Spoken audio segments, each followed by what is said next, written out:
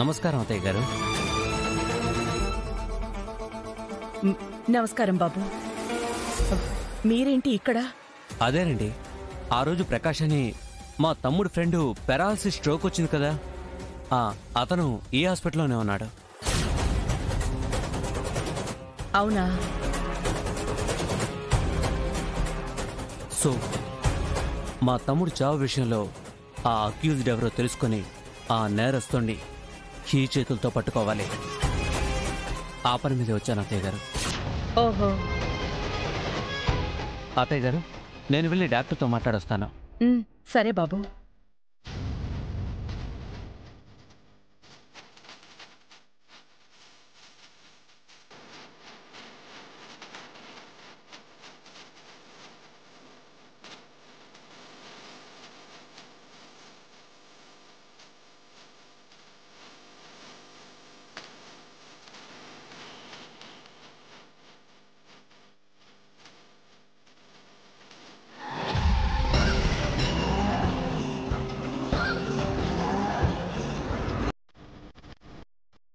Hello doctor గారు. నమస్తే sir. నమస్తే సార్. ఇతర కండిషన్లో ఏమైనా బెటర్మెంట్ ఉందా? తనకి మాట సరిగ్గా ఎప్పుడు వస్తుంది? అదేది మేము కరెక్ట్గా చెప్పలేం సార్.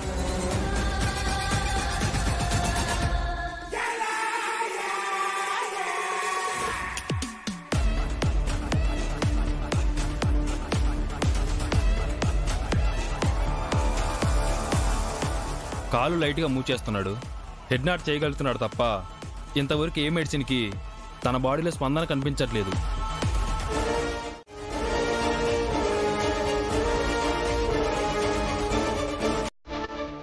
సో ఇంప్రూవ్మెంట్ కావాలంటే ఇంకాస్త వెయిట్ చేయాలి.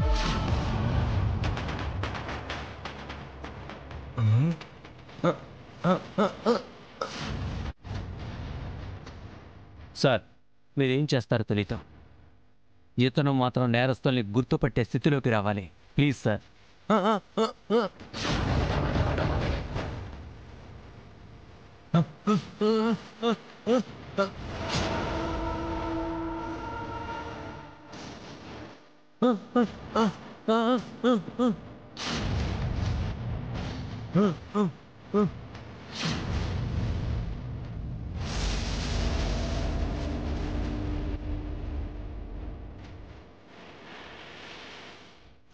ఏంటి ప్రకాష్, ఏంటి అలా చూస్తున్నావు? ఏమైంది? ఏదైనా మాట్లాడు ప్రకాష్. ఎవరు నా తమ్ముడిని చంపింది? కమాన్ ప్రకాష్, స్పీక్ అవుట్ ప్లీజ్. రేయ్, ఏంటా పిచ్చి చూపులు? ఈడియట్. ఎవరున్నారు అక్కడ?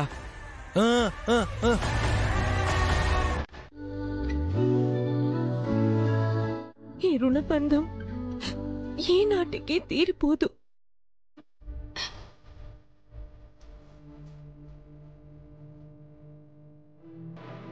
అత్తయ్య గారు, ఈ దేవాలయం సాక్షిగా, ఆ దైవం సాక్షిగా మాటిస్తున్నాను,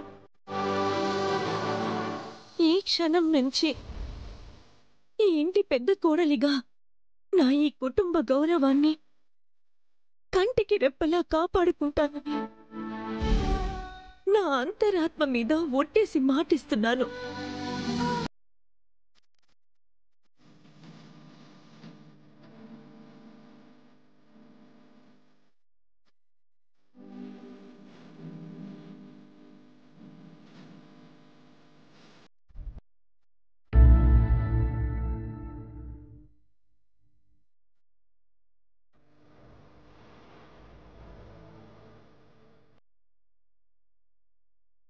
రోహిత్,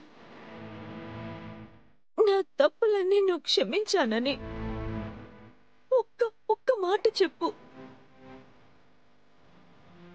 ఆ మాటే వేద మంత్రంగా ఆ జన్మాంతం సంతోషంగా బతికేస్తాను.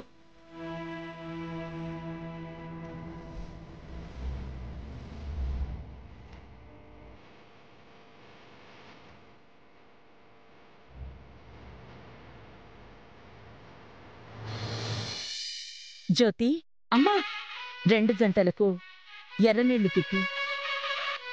వీళ్ళకి తగిలిన దిష్టి ఇక్కడే రాలిపోవాలి. అలాగేనమ్మా.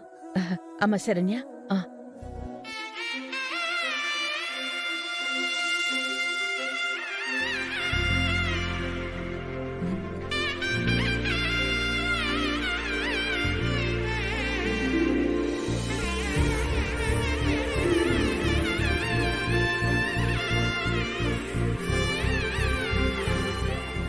లోపలికి రండి.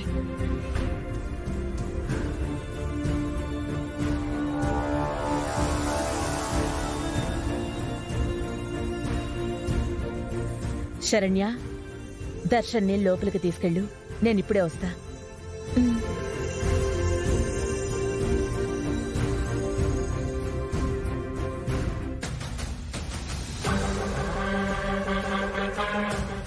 పదండి.